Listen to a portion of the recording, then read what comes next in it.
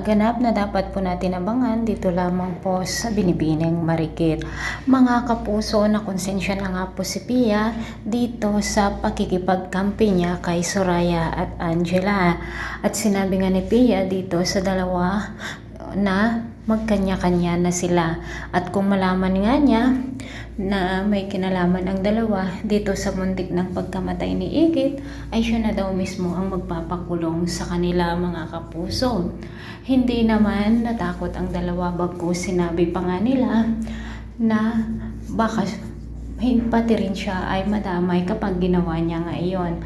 Samantala, mga kapuso, patuloy pa rin ang paghahanap ni Mayumi dito sa kanyang anak na si Emily, na hindi niya alam na ito pala ay si Igit. Sasabihin na nga ni Pia dito kay Igit ang kanyang nalalaman na mayroon ngang kinalaman si Soraya dito sa pagkamatay ni William noon, at magtulungan nga ang dalawa para sa ganon ay mapakulong na nga ang mga kriminal, mga kapuso. Ngunit sa palagay ko, hindi pa ito agad-agad na maganap dahil nga papahabain pa ng direktor ang mga ganap na dapat nating panoorin nito sa Binibining Marikit.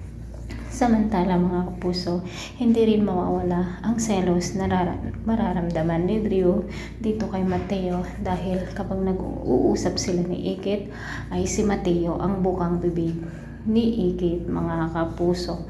Abangan po natin kung tuluyan na nga kayang maipakulong nina Igit si Soraya at Angela, dahil nga sila ang may kagagawan at sila ang suspect dito sa pagkabaril ni Badong, mga kapuso.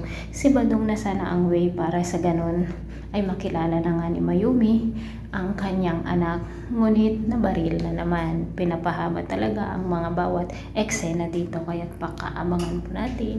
Bye bye.